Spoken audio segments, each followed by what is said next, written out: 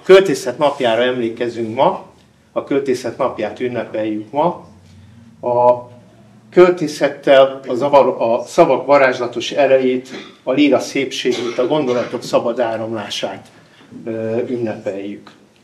Megemlékezünk jeles költőinkről, és én hozzátenném, hogy megemlékezünk azokról is, akik csak maguknak kirogatnak, vagy esetleg szárnyukat próbálgatják, és most kezdenek kirogatni, de foglalkoznak ezzel a nagyon szép tudománnyal.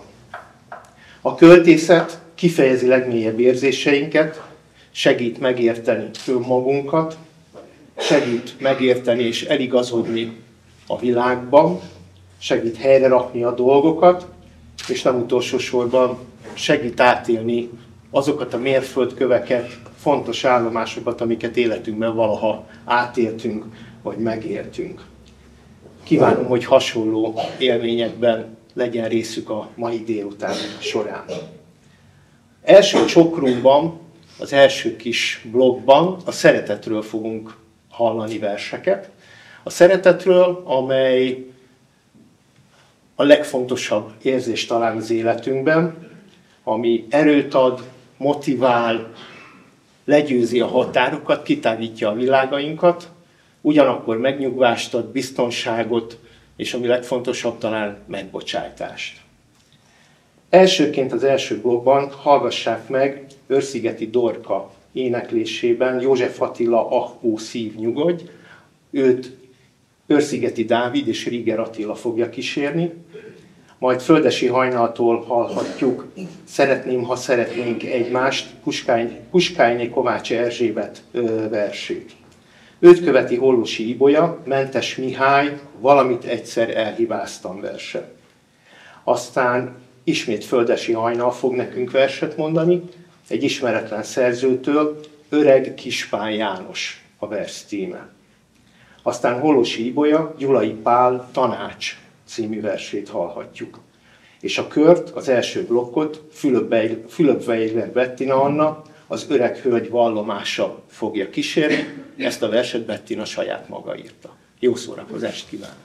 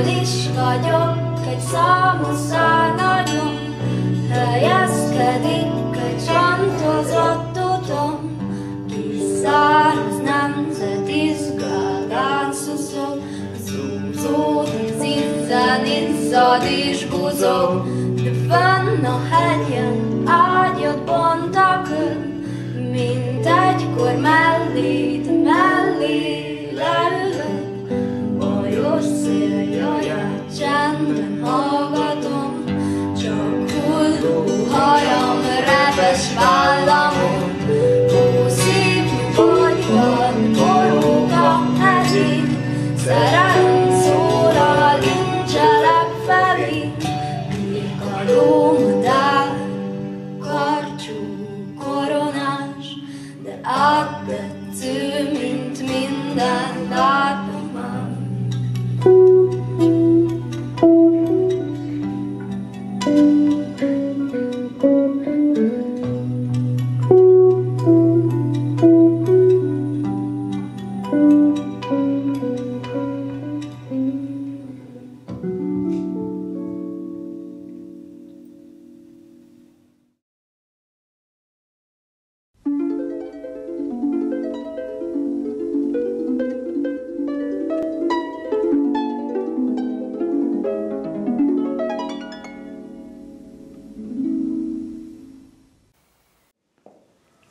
Páskújné Kovács Erzsébet, szeretném, ha szeretnénk egymást. Ha bánatosan száll alá az este, mert bánatot talált a szívedbe, s reátríti sötét fátyolát, szeretném, ha szeretnénk egymást. Szeretném a kezed simogatni, vigasztaló szókat mondogatni, visszaadni arcod mosolyát. Szeretném, ha szeretnénk egymást. Ha életedben minden úgy esett, hogy utadon kaptál sok sebet, csillapítanám szíved fájdalmát. Szeretném, ha szeretnénk egymást. Elmondanám, hogy egyszer nagyon régen, vénült olajfák mohós tövében, Isten fia azért mondott imát könnyezve, hogy szeressük egymást. És utána meglátnám, sírsz-e még. Ha sírsz, megkérdezném, hogy miért. Nem érdemel könnyet, aki bánt. Azért sírj, hogy szeressük egymást. Világot ölelne két karom, égen, földön és minden csillagon. Kiáltanám a mindenségen át. Szeretném, ha szeretnénk egymást.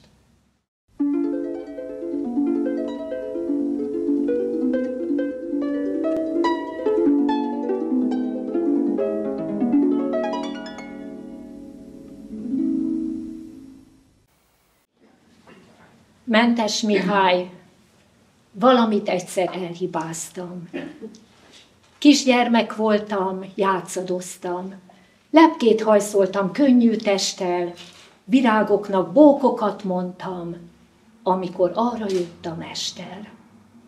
Rám nézett, hívott, lassan lépett, vissza is nézett. Mindjárt, mindjárt, szóltam, s pillanatot haboztam, s már messze álmok rétjein járt. Futni kezdtem. Szívembe fénylett arca, szava fülembe zúgott.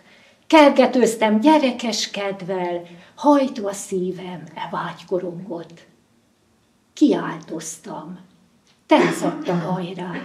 Futott ő is, azt hittem játszik.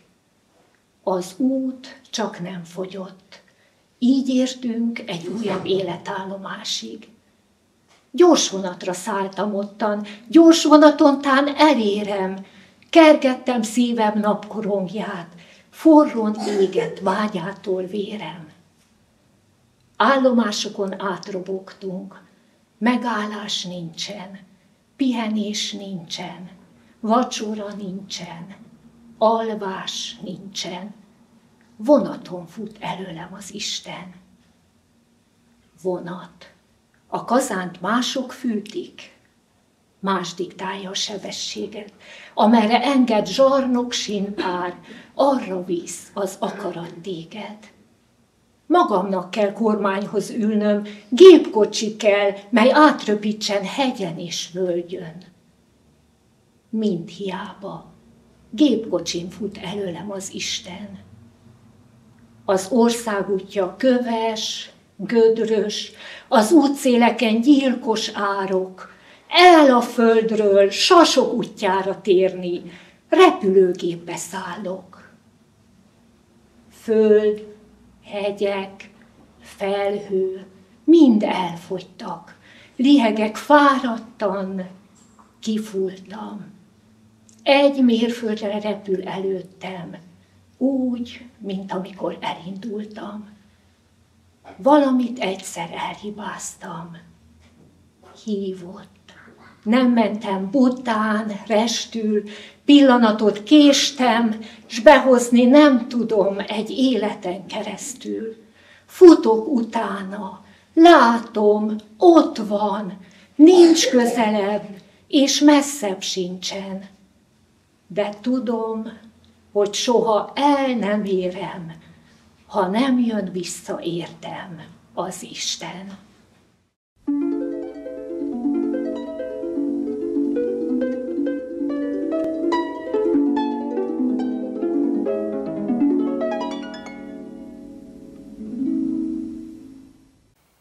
Ismeretlen szerző verse, Öreg Kispál János. Meggondult az est harangszó, csendes hőimára hív. Dicsér is magasztalja Istent minden igaz szív. Napi munka véget ért, Istenhez tér a lélek. Jó is annak, ki Istennel esténként elbeszélget. Elpanaszolja sok baját, keservét és bánatát, és Isten leküldi vigasztaló angyalát. Öreg Kispál Jánosban is csak azt tartja a lelket, hogy Istennel esténként gyakorta elbeszélget. Mert siralmas-e földi élte, nem élet csak szenvedés. A várva várt végórára egy hosszú készülődés. Most is, mikor fias menye, terített asztal mellett nuslakodnak minden jóban, asztaluknál nem adnak neki helyet, szegény öreg ott kuporog a sarokban egy kis asztal mellett. És valami imát motyog. Előtte fatál van, elnézi szegény, pár sovány kis kanál étel van a fatál fenekén. A kisfiú, az öregnek egyetlen unokája, oda megy, hogy vigyen valamit a fatálba. De anyja visszahúzza, nem engedi, ráadásul rá is ver a gyerek kezére. A gyerek sírva fakad, hisz jutna még nagyapjának falat. S rákiált az anyja, a Bodrinak mi marad? Jó öreg nem szól semmit, kibotorkál csendesen, a kiszöbön kívül megáll, és sír nagy keservesen. Szeméből hull fájó könny, és mind hangosabban zokog. Én, Istenem, védj magadhoz, látott terhükre vagyok. Leroskad az elaggott vén, nem bírják már lábai. Ott virat meg, vigyáztak rá az Isten jó angyalai.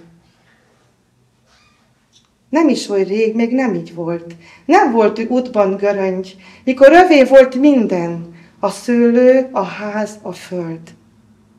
Még a széltől is óvták, mindig kedvét keresték, a gondolatait is, ha tehették, ellesték. Az asztalnál övé volt a főhely, utána menye s fia. Csordultig volt mindig minden jóval tányérja. De mióta ráíratta vagyonát fiára, nincs helye az asztal mellett, sem az ősrégi házban. Enni is csak nagy ritkán kap, ha kap, azt is fatálban. Csoda is, hogy el nem pusztul az öreg bánatában. Napok jönnek, napok múlnak, az öreg csak megvan még. A fia és menye szeretnék, ha már eltemethetnék. Egyik alkalommal fia, amikor az udvaron sétált, látja, hogy kicsi fia valamit faricskált. Nézi a kisfiút, szerelemmel, kedvesen, s végre megkérdezi tőle, mi lesz ebből, kisfiam. Kisfiú nagy örömmel mutatja kis munkáját, s iszol, miután megtörli verejtékes homlokát. Favályú lesz, édesapám, anyámmal kettejüknek, hogy legyen miből egyenek, ha majd öregek lesznek. Meghökkent az édesapa, mint a villám úgy érte, a kisfia tudatlan, de őszinte beszéde. Mintha gyökeret vert volna, a lába ott a talajba, aztán némán áll sokáig, s folyton a fiát hallja. Favályú lesz, édesapám, anyámmal kettejüknek, hogy legyen miből egyenek, ha majd öregek lesznek.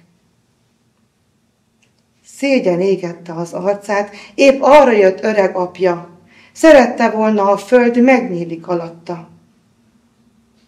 Szegény öreg kiballagott a közeli határba, hogy gyönyörködjön lelke az érő gabonába.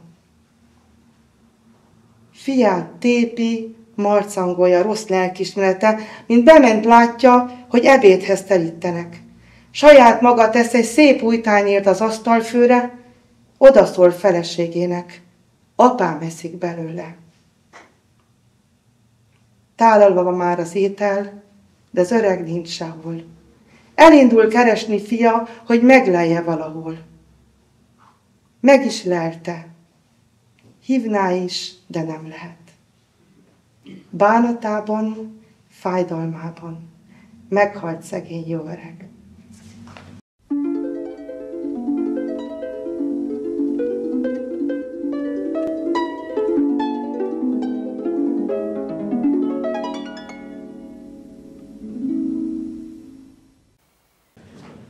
Gyulai Pál tanács. Kiket szeretsz, s akik szeretnek, ha bántanak, ha megsebeznek, ne haragudj rájuk sokáig, de öntsd ki szíved, s a letörléd a fájdalom kicsordult könnyét, bocsáss meg, hidd, enyhedre válik. Ó, egymást hányszor félreértjük, szeretteinket hányszor sértjük, bár szívünk éppen nem akarja, s mi is talán vérzünk a sebben, nekünk is fáj még élesebben, de büszkeségünk be nem vallja. Ne légy te büszke, légy őszinte, a másik, meglásd, azzá lesz szinte. Oszlik gyanú, s megenyhül bánat. Oly váratlanul jöhet halálunk, s ha egymástól haraggal válunk, a sírnál késül a bocsánat.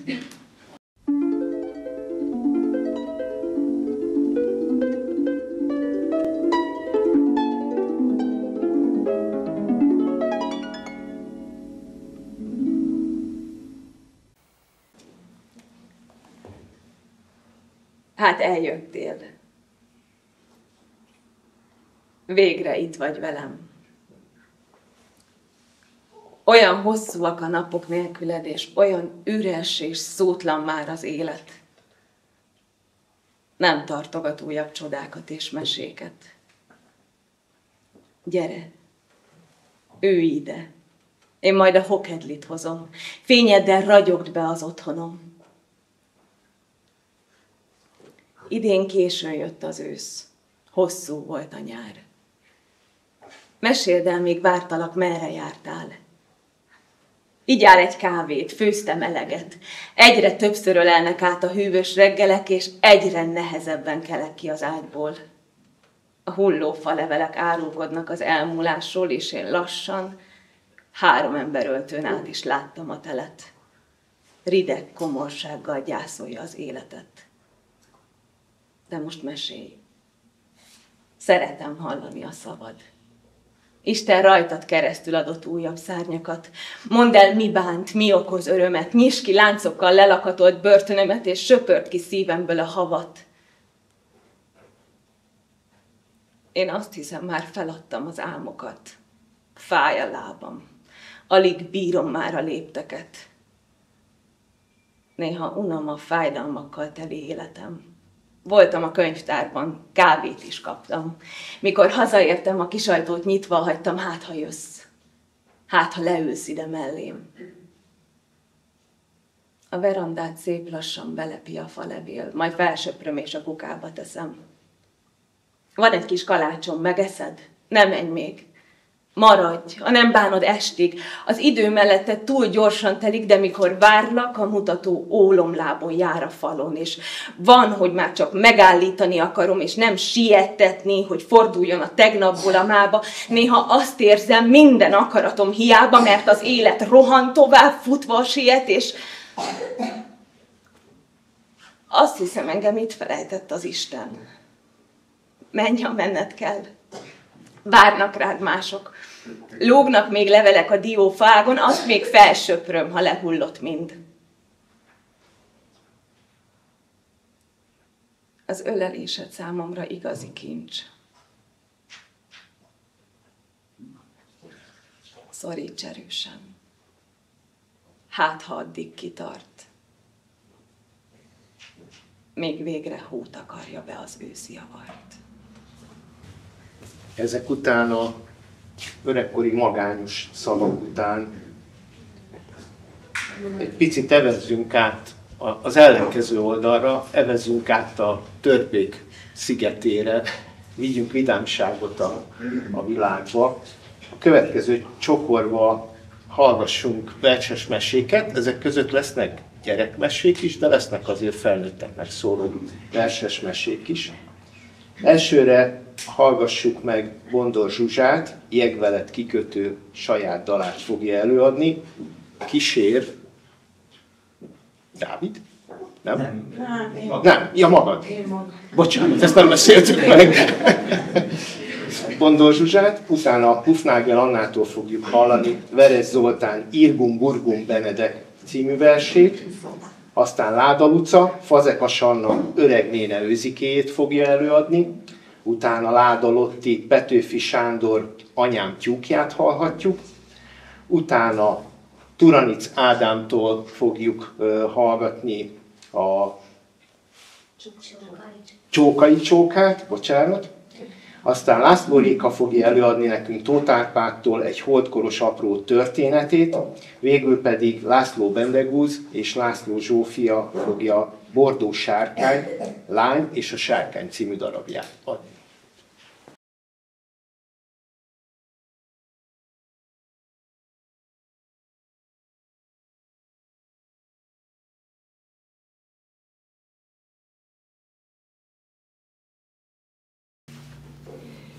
Addig mikrofon próbaként elmondom, ez a méltán ismeretlen, innen-onnan Jegveled festőről szóló kis történet.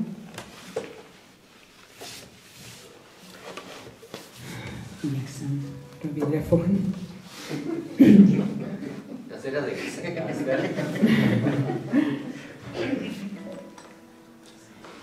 Kikötött tundurin egy festő, innen-onnan jelgelhet, a partra fogvacogva száll, jött, hogy fessen egy jéghegyet, egy jéghegyet.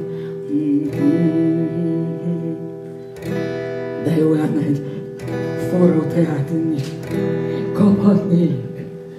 Elsegezett egy hópacpotelba süppett fóka, félgőzzel italt kevert, italt kevert.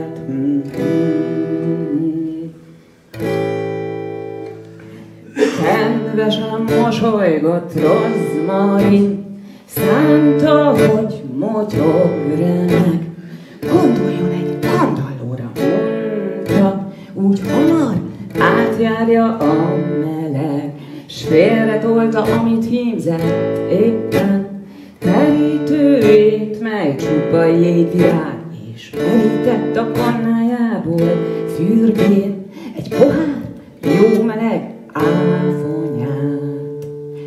Nyúlt is érte nyomban innen-onnan, de fagyott kezének dermedt ujjai közül a pohár rögtön kicsusszant, s szétfolytak Rozmarin jégvirágai.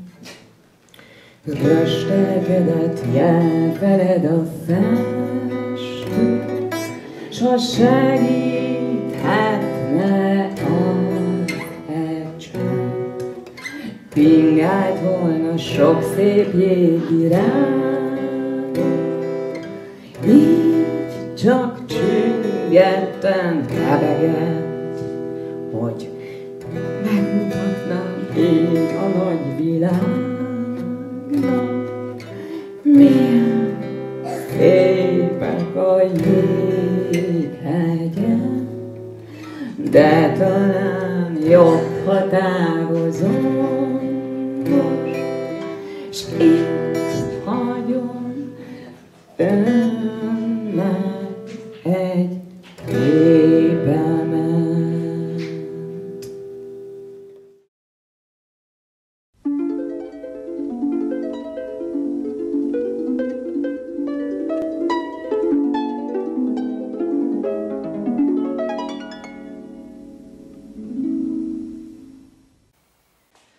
Veres Zoltán, Irgum Burgum Benedek. Ott, ahol a kölyök olt még nagy hegyek közt kanyarok, égben nyújtják homlokuk a felhőkucsmás havasok, s a havasok oldalában sűrű még a rengeteg, élt egy medve, úgy hívták, hogy Irgum Burgum Benedek. Lépes mézet nyalt egész nap, szagolta a virágot, szerette a hegyet, erdőt, s a nagy kerekvilágot, boldog volt és gondtalan volt. Tudta róla 7 határ, de ezt a nagy boldogságot, mi tagadás, unta már. Mind gyakrabban nyomta hasmánt a zöld sejem pázsitot, és akár egy csőrkapuja akkorákat ásított. Mindenem van, ami csak kell, málna, bükmak, méz, eper, derékainak puha pázsit, ha az álom leteper. Megosztani ezt a sok jót, jaj, kivel is tudhatom. Boldog vagyok, de mi haszna, ha megöl az unalom. Így kesergett Benci Mackó társtalanul egyedül, várva, hogy a búsmagány csak úgy magától elrepül. Sóhajtozott végre egy jó, izgalmas kis kalandért. Ekkor tűnt fel háza táján Bakony Béli Balambér. Jó szerencsét, Benci Mackó, hogy ityeg a fityek? Hát, köszönöm, elég rosszul, de nem mondd el senkinek. Szúrja meg a ródarás, csak nincs valami bánatod. Aminek kérded, egy komám, te magad is láthatod. Sose nyáljak mézve többé, hogyha látok valamit. No hát éppen ez a baj, hogy nem vagyok csak magam itt. Tágas barlang a lakásom, hegy és völgy az udvarom, de megöl az egyedüllét és a roppant unalom. Hát ne hagyjad, hogy megöljön azt a huncsut mindenit. Megmondom én neked rögtön, hogy a bajom mi segít. Látom, van itt bőven minden. Tágas lakhely, eleség, nem hiányzik neked semmi, csak egy csinos feleség. Szegetütött Benci Mackó fejébe a gondolat, lám az asszony előzné az unalmat s a gondokat. Lelki szeme látta már is, hogy a neje mosogat, miközben ő fakanállal neveli a bocsokat. Fogta magát tehát gyorsan, ünneplőbe öltözött, és Balambér balfülébe ilyenképpen dörmögött. Elmegyek a nagy erdőbe. feleséget keresek. Ne legyen a nevem másképp, Irgum Burgum Benedek. Addig is a barlangomat albérletbe ráthagyom, s ha találok egy ügyes lányt, te leszel a násznagyom. Ment, amerre sűrű volt az írtatlan nagy rengeteg, ment szaporán háztűz nézni Irgum Burgum Benedek. Egyenesen bús, bozontos Barnabáshoz magtatott, és mert az ajtót zárva lette, megverte az ablakot. Jó szerencsét, Barnabátya, feleséget keresek? No, hát akkor kerülj beljebb, édes fiam Benedek. Kerülök, ha akadott bent, egy szép eladó hajadon. Gyere, nézd meg bent a házban, ne csak úgy az ablakon. Bement Benci, és még a szó is ráforrott a torkára.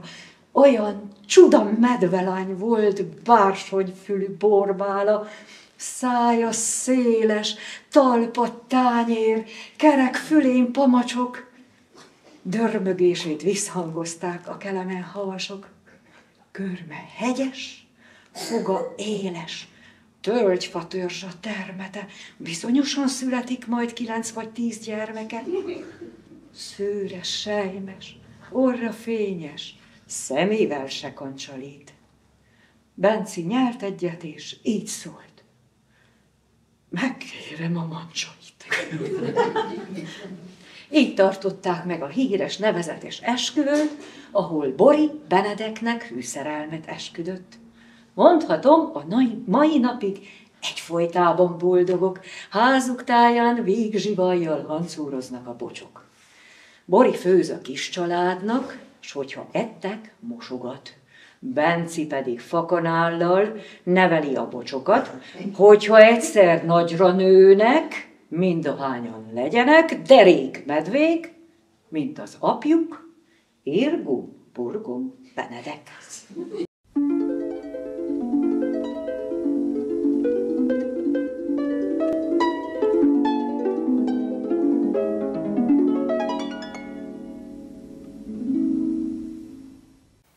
Fazekas Anna, öreg néne őzikéje.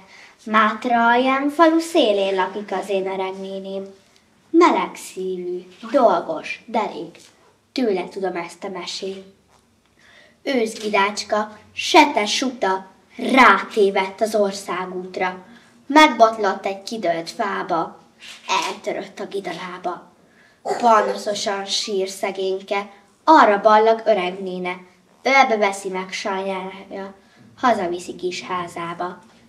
Ápolgatja, dédelgeti, friss színával megeteti, forrás vízzel megitatja, mintha volna édesanyja.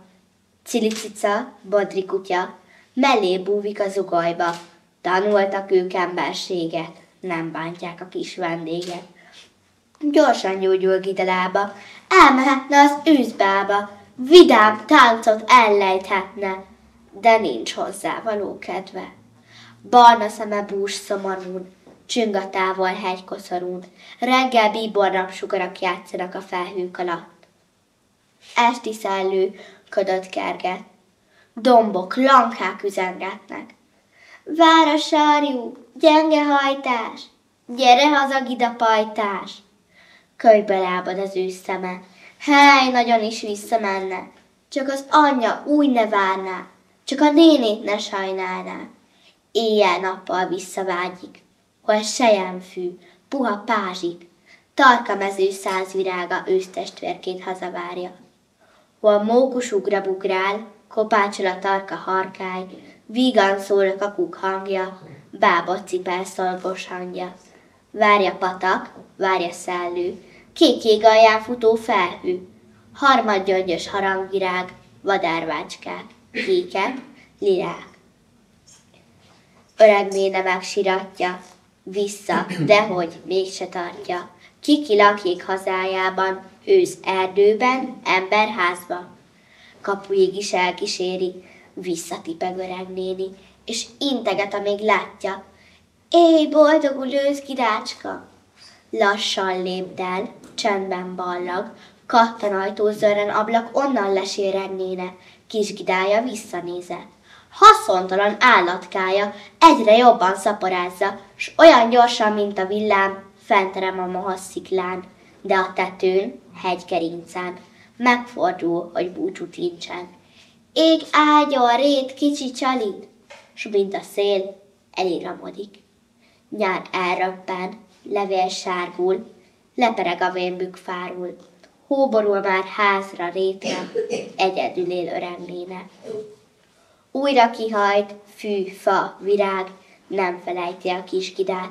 Fordul a föld egyszer-kétszer, zörgetnek a kerítésen, kitekint az ablakrésen, kikopogtat vajon éjjel. Holdra gyogja be a falut, kitárja a kicsi kaput. Ölelésre lendül karja, a kisgidácska meg az anyja áldogálott. Beereszti, szíve dobban, megismeri. Őzmama lett a kisgida, az meg ott a gida fia. Eltörött a melső lába, elhozta hát a kórházba, hogy szemével kérve kérje, gyógyítsa meg öreg néne, puha gyorsba bugyolálja, ne szepegjen fiacskája. S köd előtte, köd utána, belevész az éjszakába. Gidalábát két kezébe veszi lágyan öreg néne. Meg is gyújul egy-kettőre, felbiceg a dombtetőre, s mire tölgyről lehull a mak, a kicsi bak hazaballag. Mátrai falu széle, kapuba ül öreg néne. Nincs egyedül. Miért is volna? Ha fú, ha fagy, sok a dolga. Körülötte gidák űzek, látogatni eljönnek télen-nyáron, évről évre, fejük hajtják az ölébe. Falu népe is szereti, kedves szóval becézgeti öreg nénét, és azóta így nevezik, őzanyóka. Piros pipacs szegfűzsája virít háza ablakába. Nagy köcsökben, kis csuporban, szivárványszín 100 csokorban. Egyiket Gál Péter hozta, másikat meg Kovács Julcsa, harmadikat Horváth Erzsi, úttörő lesz valamennyi. Vadvirágnak dal a párja, énekszótól zeng a háza. Oly vidám a gyereknóta, nevet, sír is őzanyóka. Mátra alján, falu szélén lakik az én öreg néném. Meleg szívű, dolgos derék, mese őrzi arany szívét. Gidára vár sós kenyérke, kalácscipó apró népre, egyszer te is légy vendége, itt a vége, fuss el véle.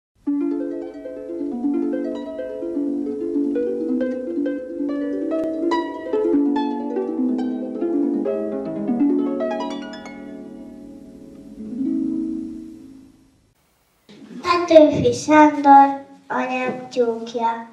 Ej, mi a kő tyúkanyú? Kend a szobában, lakik itt bent. Nem csak jó az Isten jótát, hogy felvitte a kent dolgát. Itt szaladgál föl, és alá, még a ládára is felszáll. Eszébe jut kotkodácsa, s nem verik ki a szobában, de hogy verik, mind a galamba tetetik. Válogat a kendermákban, a kis király sem él jobban, ezért aztán tyúkanyú, jól megbecsélje kende magát, így párkadjék, ne legyen nem tojás szűkében az anyám. Morzsa kutyám, hegyeszt füled, hadd beszéljek mostan veled, régi cseléd vagy a háznál, mindig emberül szolgáltál. Ezután is jól légy morzsa, kedvesnek apja tyúkhúsra, éjjel tyúka a barátságban, anyám egyetlen jószága.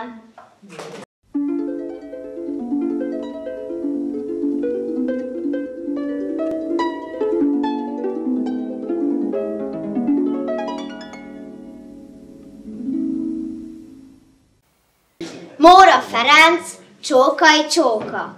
Csókai Csókának mi jutott eszébe? Föl szeretett volna öltözni fehérbe. Unta szegény Jámbor, hogy ő télen-nyáron örökkön örökké feketébe járjon. Ahogy így tűnődik, Ághegyen a csóka, arra ballag éppen, csal a vér a róka. Attól kér tanácsot, mit kellene tenni, hófehér galambá, hogy kellene lenni. Nincsen annál könnyebb, neveti a róka, fürödj meg a hóban, te fekete csóka. Olyan fehér galamb lesz rögtön belőled, hogy magam sem tudom, mit higgyek felőled. Nagy eszű rókának szót fogad a csóka, nagy vígan leugrik az ágról a hóba. Az orra hegyesen látszik ki belőle, kérdi is a rókát, mit hisz most belőle. Azt hiszem, galamb vagy, csípte meg a róka, s csapott nagy ozsonnát belőle a hóba. Róka csípte csóka, csóka csípte róka, így lett fehér galamb a csókai csóka.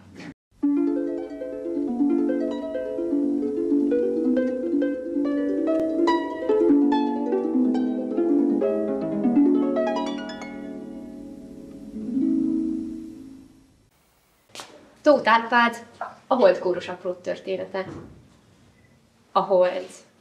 Az almabájú bolygó mondják, veszélyes és hamis. Hadd mondok erről egy mosolygó, csiklandó mókát magam is. Dalom sajkája hős lovakkor romantikus vizére ring. Sok furcsa mód járta akkor, acélból volt a férfiink.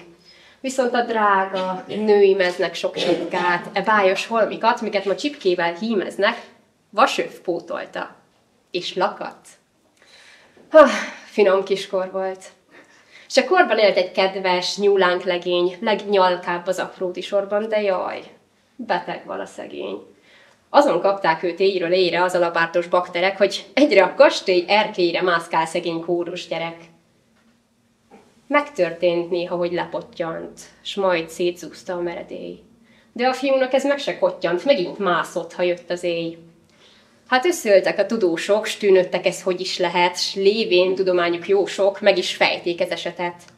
Szavuk méltően díszes darra, mert bölcsességgel tele volt. Azért megy az apróda farra, mert vonza őt a telehold. Nos, bölcsesség zsírjában úszott döntés, csak baj vala még, hogy a fiú akkor is kúszott, ha nem volt holdas fent az ég. A legfőbb bölcset ez gyötörte, és aludni se hagyta őt, s fejét, amely főtt, egyre törte, s amíg törte, egyre főtt. Kiment éjjel a kastélykertbe, s hát ott, amint szemét felemelé, íme pont a fiúra látott, mászott hibában fölfelé. S fönt az erkély korlátja mellett egy lánynak ívelt termete. Ő volt a város szőke, molett, bringócsípőjű gyermeke. Oly teljes volt, olyan igéző, sejtelmesen vonzó kerek, hogy majdnem a bölcskerti néző is kúszott vár, mint a gyerek. S vígan dörmögte, éljen, hát mégiscsak holdkorja volt, mert nem fontos, hogy pont az égen kerestessék a telehold.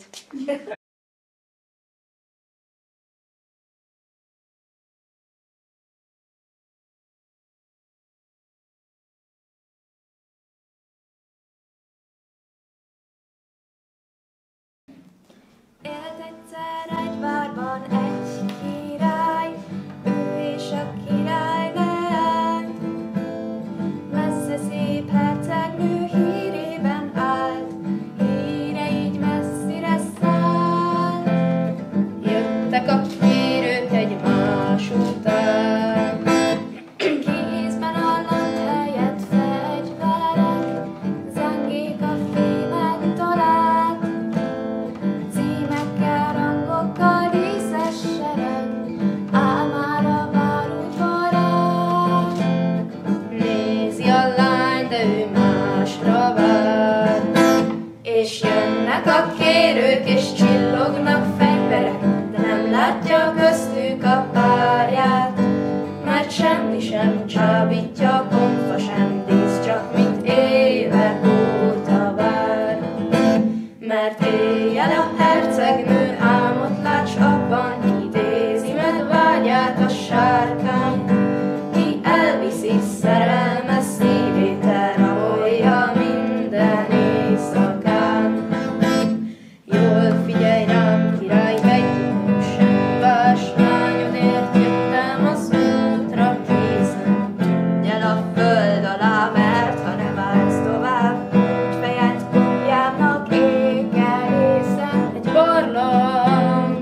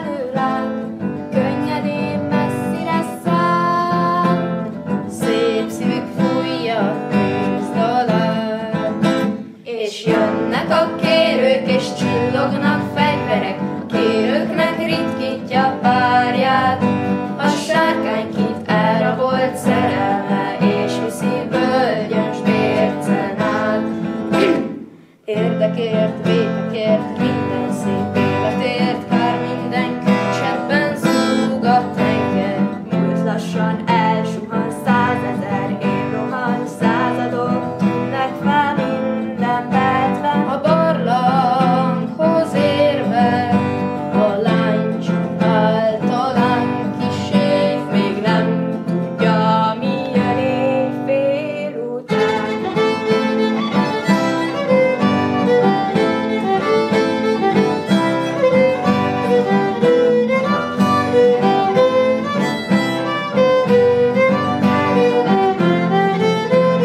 Felkelő nap nyomán tűzben égel a lány, önmaga hamvából élel újra. Tűzmadár és az árny kétszer egy nap során egymásba olvadva indul útra. Szárnyal az árnyal, a nap, az éj is mindig így forog, az éj is mindig így forog. Kétszer egy nap fényű fellobog. És akkor ezután az utolsó, félig vidám, félig azért elég komoly történet után, mert bár viccesen a sárkányról és a lányról szól, de azért kicsit feszegeti az éj és nappalok váltását, és hogy hogyan lesz a tűzmadár. Kicsit elgondolkodtató. Ebből váltsunk akkor tényleg arra, hogy miért is vagyunk ezen a földön. Beszélgessünk, illetve hallgassunk verseket a helytállásról, elvekről, hallgassunk verseket a becsületről, hogy van vagy nincs, és valóban mindenható-e a mindenható. Elsőként hallgassunk Vince Pétertől Vörös Sándor Szembefordított tükrök című versét, aztán hallgassuk meg Szűcs Józsefné Juliskától Füle Lajos Futás című költeményét. Aztán Horváth Pétertől hallhatjuk Dzsida Jenő Tekintet nélkül. Ezután Őrszigedi Dávid egy Simon Márton verset fog előadni. És végül Bettinát hallgassuk, saját versét fogja előadni, melynek címe Titanic.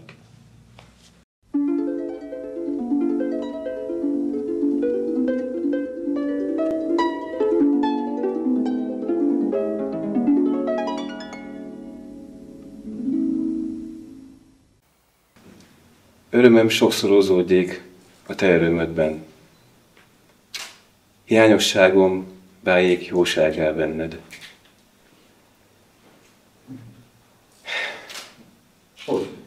Egyetlen parancs van. A többi csak tanács. Igyekezz úgy érezni, gondolkodni, cselekedni, hogy mindennek a javára legyél.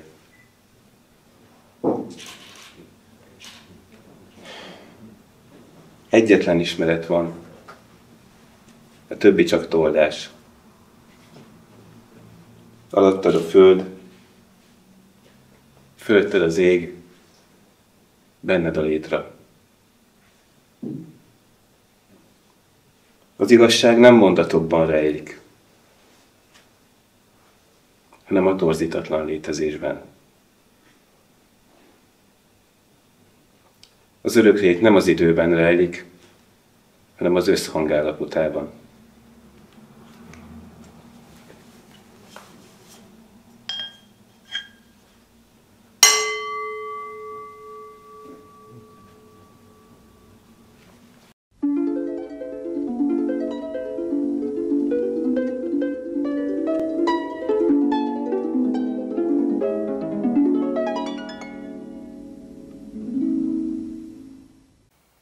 Füle Lajos Futás. Fut a gyermek a labda után, leszegett fejjel tűzpirosan. Se lát, se hall, csak egyre rohan. Guruló labda lett a világ.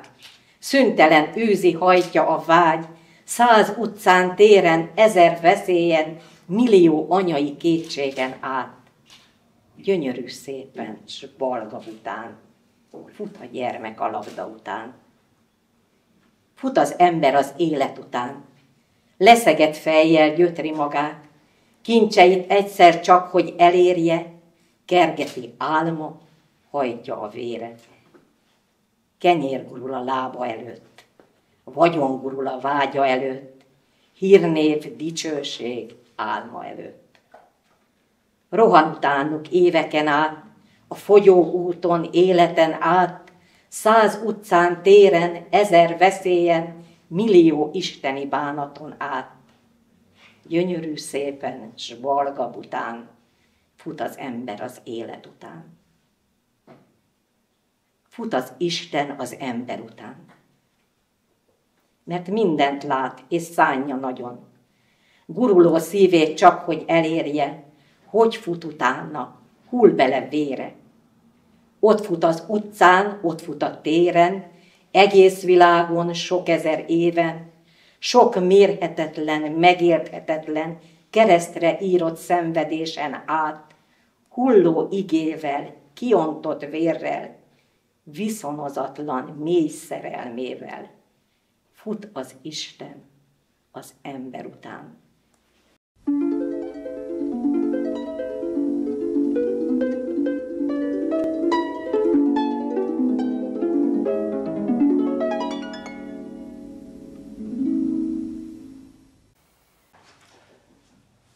Zsida Jenő, tekintet nélkül.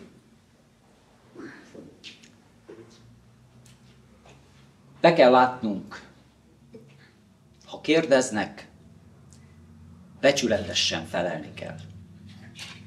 A harcot becsületesen fel kell venni, az úton becsületesen végig kell menni, a szerepet becsületesen el kell játszani. Keményen és tekintet nélkül. A kapuk mögül ebek vicsorognak. Az ablakokon kiköbdösnek és röhögnek. 100 közbiztonsági gócpont adja ki az elfogatási parancsot, kemény tárgyak zuhognak a fejünkhöz, súlyos, vérező kövek. De néha röppen sóha is, szeretet is, rózsa is. És este a tűzhely mellett, vagy szuronyos zsandárok között hátrakötött kézzel, mégis mondogatni kell a fellebbezhetetlen, sziklakemény, erősítő, vigasztaló igét. Krisztusnak és Pilátusnak, farizeusoknak és vámosoknak, zsidóknak és rómaiaknak egyformán szolgálni nem lehet.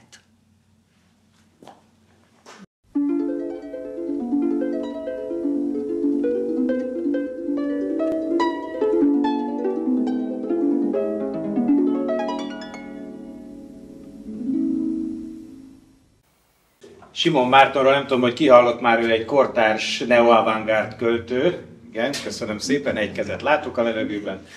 Nehéz fiatal kora volt, állítólag Pápán a lovasberényi polgármesternek volt szobatársa, nem csodált, hogy eléggé fura verseket írt aztán. Simon Márton, ne írjál fölé semmit.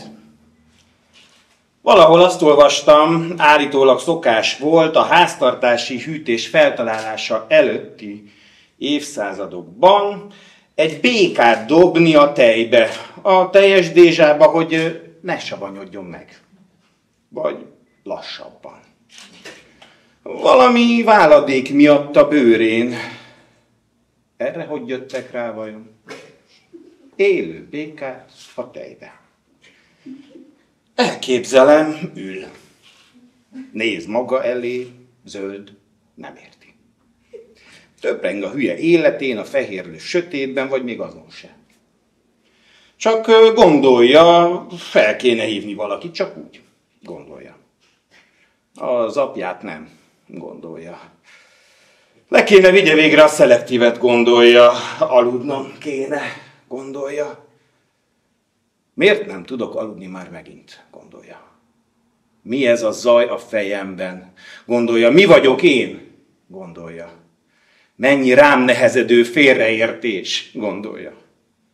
Már megint pisilnem kell.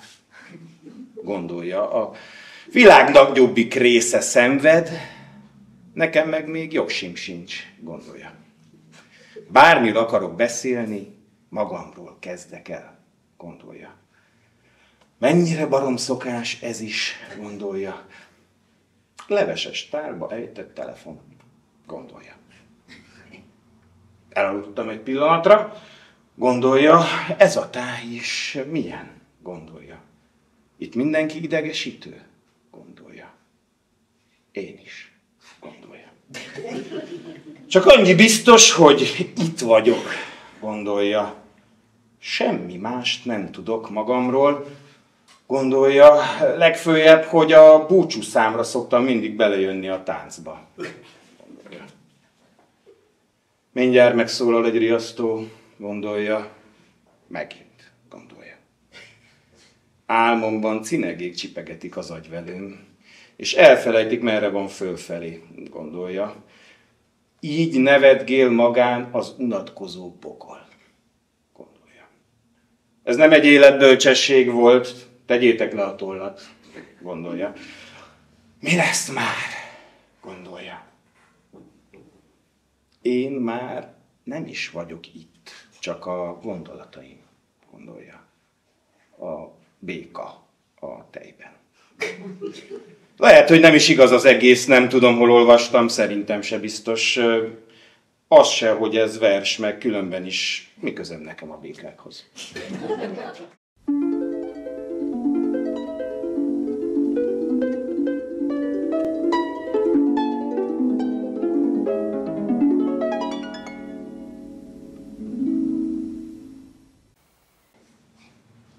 Titanic, saját vers.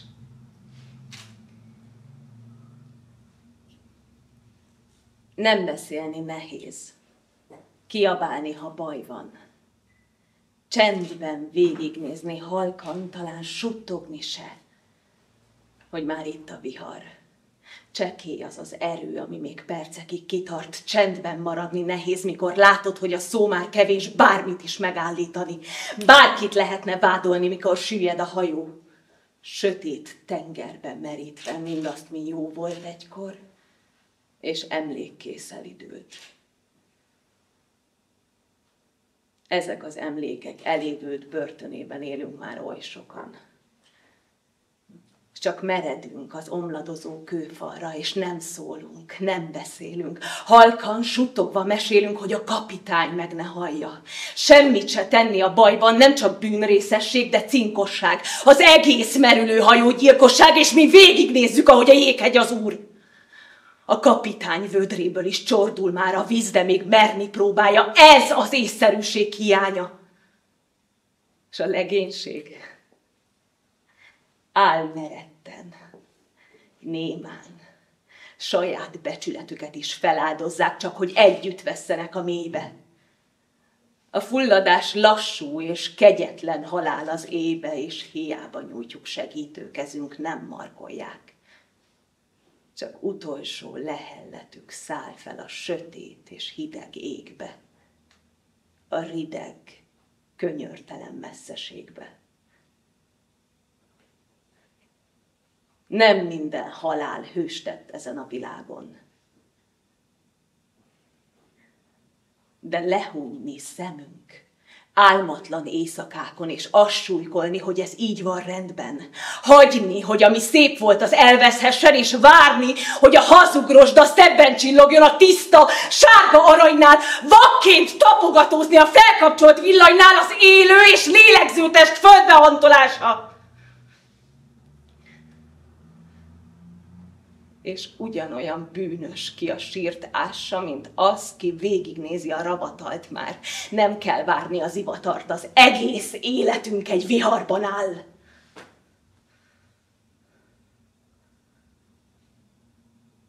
És csak Isten szabhatja meg az utolsó órán. Ki érdemel életet és ki halált.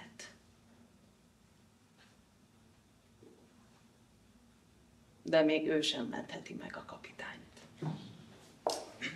És folytassuk a sort az életről és érzéseinkről szóló versekkel. Utolsó blokkunkban László Bendegúz Kányádi Sándor Álom című versét fogjuk hallani. Mi azért egy kicsit felnőttes vers, úgyhogy gratulálok hozzá előre is Bendegúznak. Utána Szűcs Józsefné Üliskától Vasalbert Csillagvirágok című művét hallhatjuk. Aztán Horváth Péter Kányádi Sándor Fekete Mese című művét hallhatjuk. Egy vicces mese, egy komoly papagáj. De majd meghalljuk őt tőle személyesen. És végül Őrszigeti Dávidtól hallhatjuk saját dalát, Kegyelem a címe.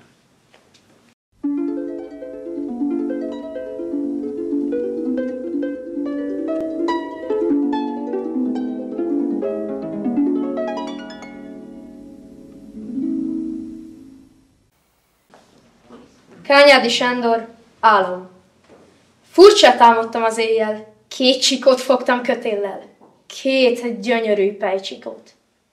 Szerközépig érő fűben nyargaláztam velük, míg nem, az egyik csikó elfutott. És a másik, aki ültem, azon nyomban, mint egy Isten, olyan lánnyá változott. De ott hagytam, most sem értem, és kergettem egész éjjel azt, amelyik elfutott.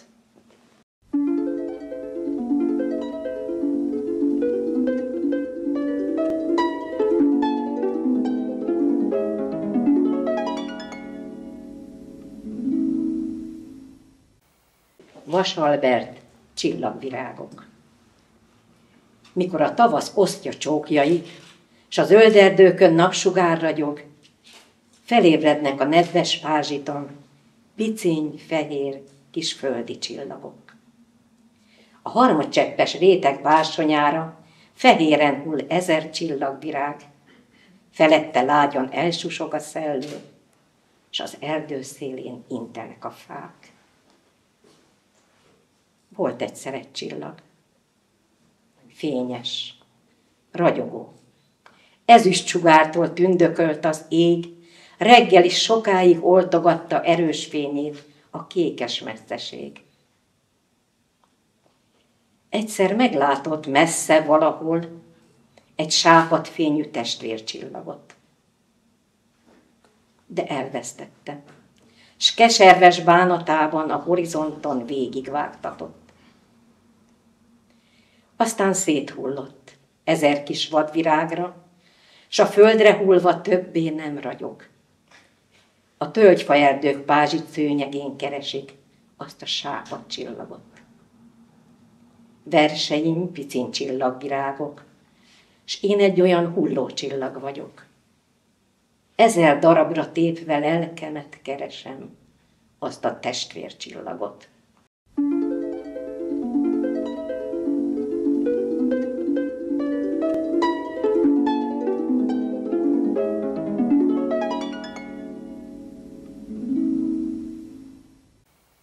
Kányádi Sándor, Fekete Mese.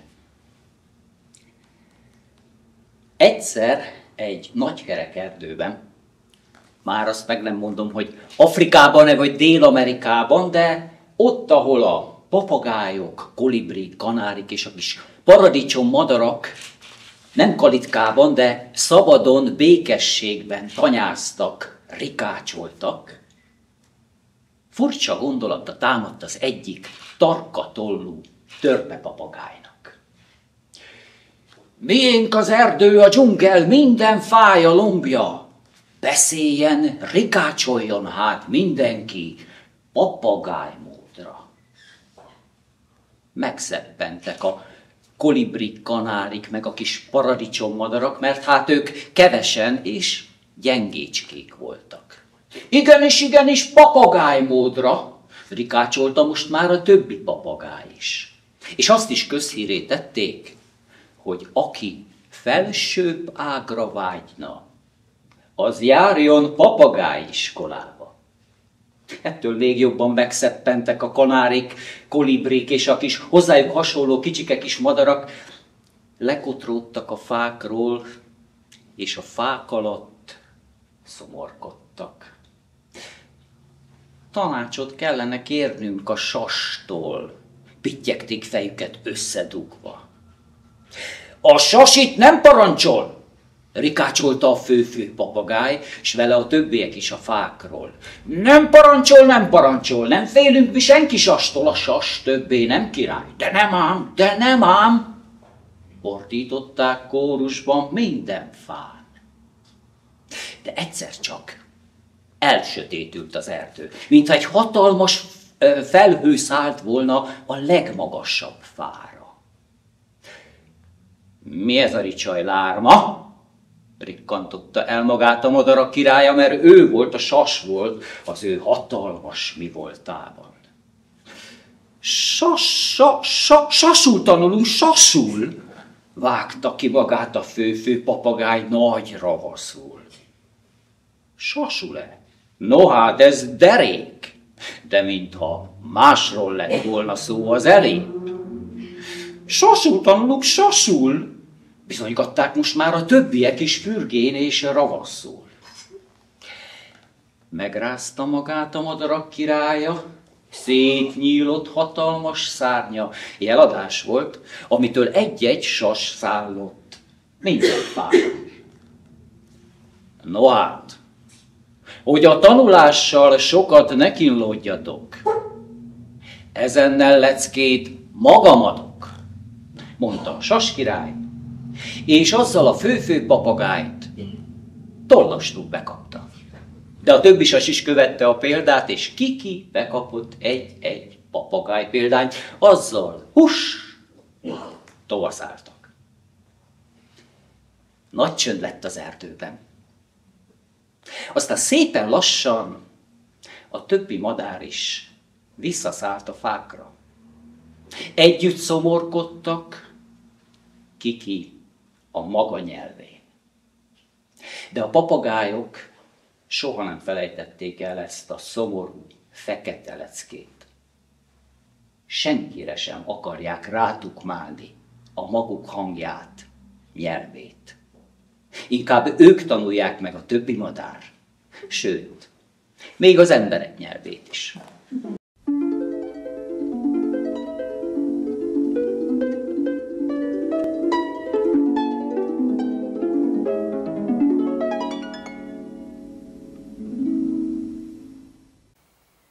Ezt a dalt sem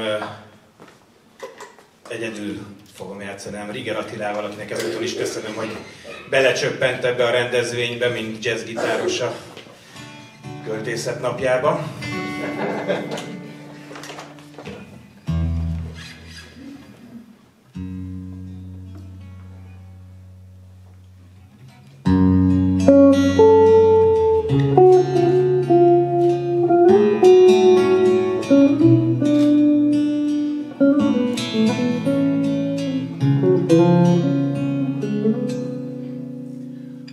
Bánt az a pár szó, mit régen kimondtam.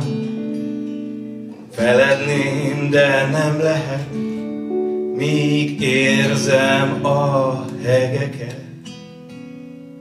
S úgy fáj az a pár szó, mit rég ki nem mondtam. Mondanám,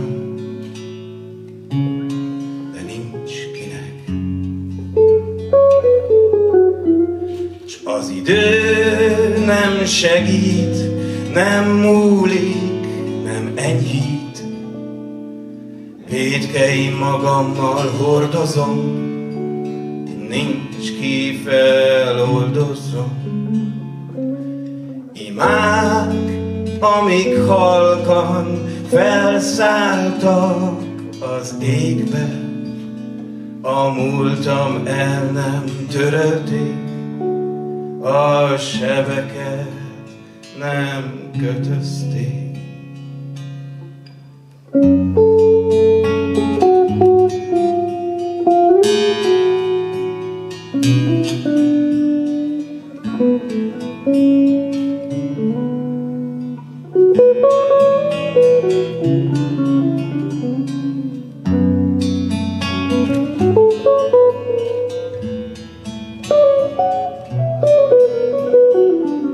Ó,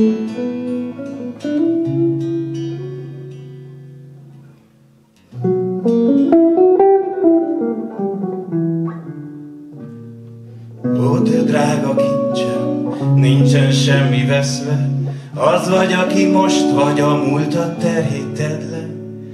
Kit az élet áthat, 100-szor is hibázhat, de rajtad kívül senki nincs, aki hibáztat. Az voltál, aki voltál, indulatból szóltál, de sokkal több vagy nékem, néhány elmúlt szónál. Tanultál belőle, leckéd volt, nem vétked, megváltozott, ahogy életedet élted. Mert az út nem nehéz, ha szíved néha felnéz, a kegyelmet meglátva, a múltat megbocsátja.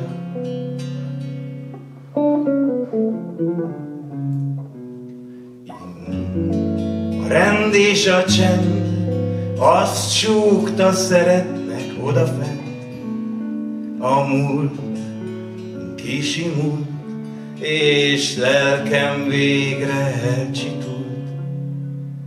Imák, amik halkan felszálltak az égbe, a múltam el nem törölték, hanem engem emeltek fölé.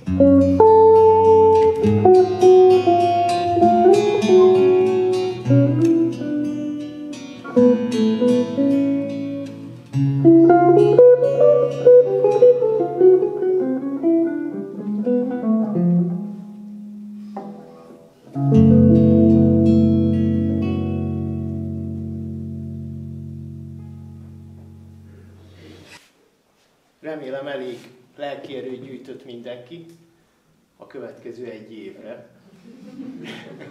amikor majd ismét találkozunk nagy reménységek szerint. Mielőtt azonban elmennénk, vagy zárnánk a mai költészetnapi megemlékezésünket, engedjétek meg, hogy az előadóknak egyenként is megköszönjük azt, hogy eljöttek, felkészültek erre az eseményre, és örömet, gondolkodást, gondolatokat adtak nekünk, egy kis útravalót. Köszönjük szépen Láda Lottinak, Láda Lucának,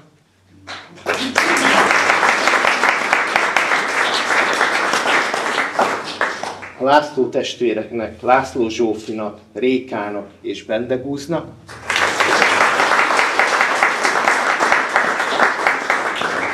köszönjük Vince Péternek, Kollosi Ibolyának, Őrszigeti Dávidnak, és Ríger Attilának,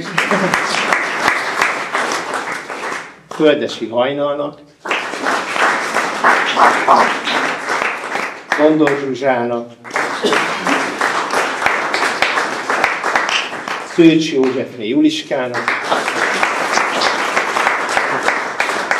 Kufnáger Annának, Fünökweigler Bettina Annának, és köszönjük Horváth Péternek nem csak az előadást, hanem azt, hogy megszervezi évről évre ezt az eseményt, és hogy a Színkör Kulturális Egyesület támogatásával itt lehetünk.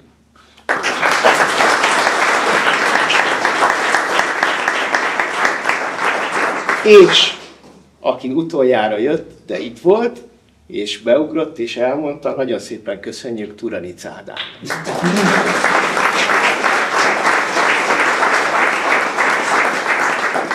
Még egyszer köszönjük, hogy eljöttek, még maradhatunk, beszélgethetünk, érezzük jól magukat. Én még annyit szeretnék mondani akkor, hogy akkor én meg Bercsényi Mikinek köszönöm szépen. Én rá is mindig számítani lehet, illetve nagyon szépen köszönöm a műháznak is az együttműködést Edinának. És azt mindenképpen el kell mondanom, hogy én nagyon-nagyon örültem annak, hogy ilyen mély lett a merítés, hogy ilyen nagyon-nagyon sokrétű volt az, amit most hallhattunk, zenében is és versben is.